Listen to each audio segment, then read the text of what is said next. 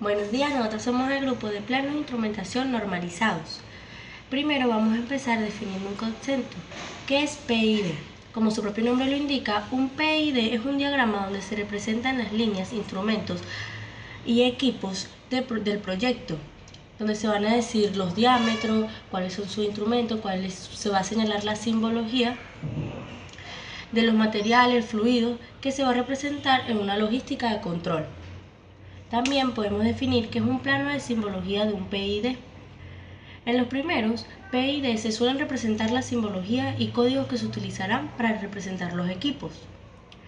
Aunque cada plano y simbología de cada proyecto tiene sus peculiaridades, en general casi todos se basan en las normas ISA, en especial la norma ISA S5.1, ya que esta trata de simbología. En todo proceso industrial es importante el manejo de un mismo lenguaje. ¿Con qué fin? Tiene como fin para que todos mantengan un mismo lenguaje y se entienda todo de una manera más adecuada y de una manera más simple. Norma ISA. En instrumentación y control se emplea un sistema especial de símbolos con el objeto de transmitir de una forma más fácil, específica y sencilla la información. Esto es indispensable en el diseño, en la selección, operación y mantenimiento de los sistemas de control. El propósito de esta norma es establecer un medio uniforme de designación de los instrumentos y o sistema de la instrumentación, medición y control. Con el fin, el sistema de designación incluye los símbolos y presentan un código de identificación. Uno de los alcances de la identificación funcional es la estandarización, entrega la clave de difusiones para la identificación y símbolos de un instrumento. Se puede decir que esta norma se usa para bocetos del plan, papeles técnicos, literatura y discusiones, diagramas de sistema de instrumentación, diagramas de vuelta, diagramas lógicos, descripciones funcionales, diagramas de flujo, procesos mecánicos, de sistemas, dibujos de construcción, especificaciones, órdenes de compra, manifiesto y otras listas. En instrumentación y control se emplea un sistema especial de símbolos con el objetivo de ayudar a entender el proceso y promocionar información acerca del mismo. Los diagramas son usados en el control de procesos para indicar la aplicación en el proceso, el tipo de señales empleadas y la secuencia de componentes interconectados. Todos los diagramas de control del proceso están compuestos de símbolos, identificaciones y líneas para la representación gráfica de ideas, conceptos y aparatos involucrados en el proceso. A su vez, describen las funciones a desempeñar y las interacciones entre ellos. Una faja transportadora alimenta un universal. La variable que se desea controlar es el flujo másico del material transportado. Este flujo podemos obtenerlo multiplicando la masa medida con la balanza y la velocidad de la faja. Si el flujo másico obtenido es menor al deseado, se incrementa la velocidad de los motores de los alimentadores de la faja. De lo contrario, se disminuye. ¿Por qué es importante los diagramas de tuberías e instrumentos? Principalmente sabemos que el proceso industrial transforma, semielabora, elabora las materias primas que sirven de entrada al proceso y lo convierte en productos acabados o semiacabados como salidas del mismo. Para tal fin se necesita un conjunto de equipos, máquinas, controles que interactúan armónicamente. Estos instrumentos se encargan de indicar las magnitudes de las variables operacionales y transmitir esta información hasta los controladores, que en este caso serían las salas de control. A su vez existen elementos finales de control que se encargarán de regular y controlar las variables operacionales que están midiendo del proceso industrial en estudio. Por tal razón, estos planos de instalación y sobre todo los diagramas de proceso e instrumentación contienen información imprescindible para organizar el mantenimiento y para resolver problemas que surjan en este caso. Con estos planos también se facilitan las siguientes actividades. Es posible investigar un mal funcionamiento o una avería. Es fácil encontrar una señal, conocer por qué un equipo se pone en marcha o conocer que se ha disparado una alarma. Es más fácil elaborar un plan de mantenimiento de la planta, ya que todos los elementos mantenibles están reflejados en estos planos. A partir de ellos es posible elaborar la estructura jerárquica o árbol jerárquico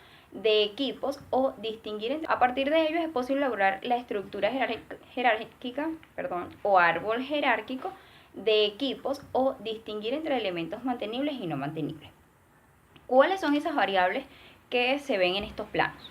Se ven las variables de temperatura, nivel, presión, caudal o flujo, humedad, velocidad, pH, densidad, vibraciones, entre otras.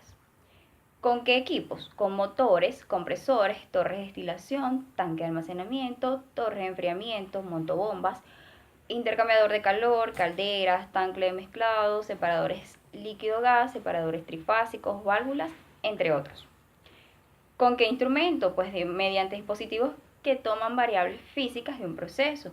Estas pueden ser indicar su valor o magnitud, transmitir su información a otro instrumento o a una sala de control, controlar el proceso y registrar la información sobre el desarrollo del proceso.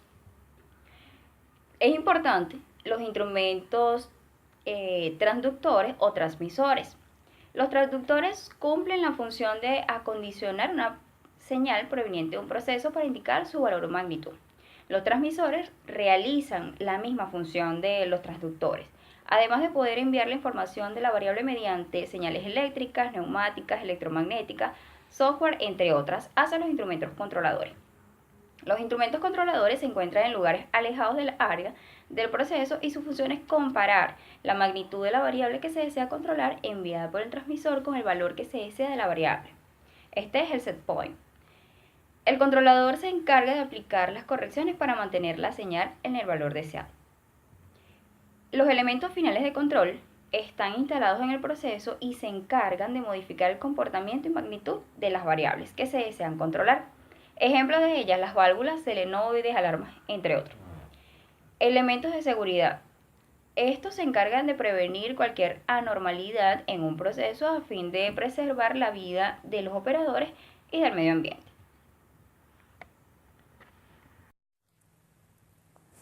Para mostrar un proceso práctico, vamos a examinar 3 procesos separados para un sistema de control de un compresor. En este proceso ficticio, el agua está siendo evaporada de una solución de proceso bajo un vacío parcial, proveído por el compresor. El compresor entonces transporta el vapor hacia un Carnot drum o recipiente final donde algunos de ellos se condensan formando líquido.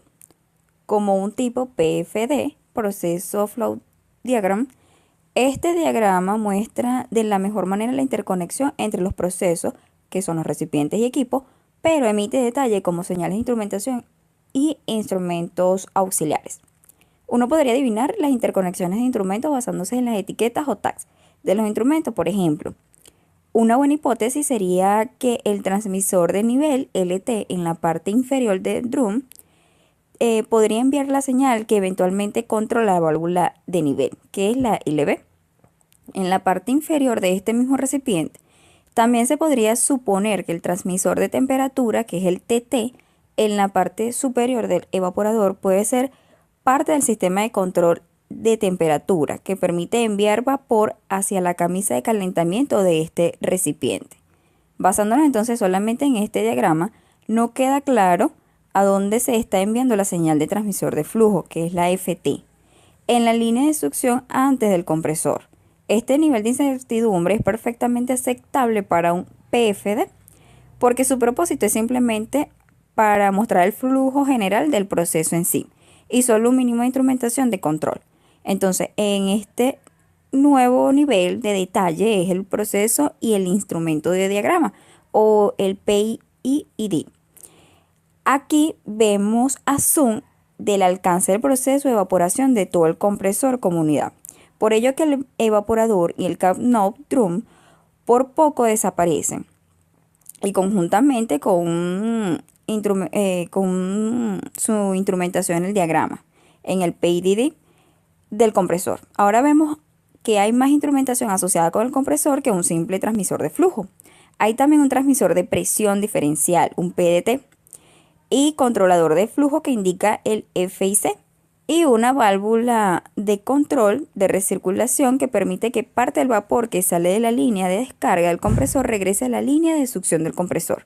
Además tenemos un par de transmisores de temperatura que nos informan acerca de las temperaturas de succión y de la línea de descarga hacia un registrador indicador. Algunos otros detalles podemos encontrar dentro de estos diagramas también. Por ejemplo, vemos que el transmisor de flujo, controlador de flujo, transmisor de presión y válvula de flujo, todos llevan un número en común, que en este caso será el 42. Este común es el número de lazo que indica parte del mismo sistema de control. Un instrumento con cualquier número de lazos es parte de un sistema de control diferente. La medición y el control de alguna u otra función en el proceso.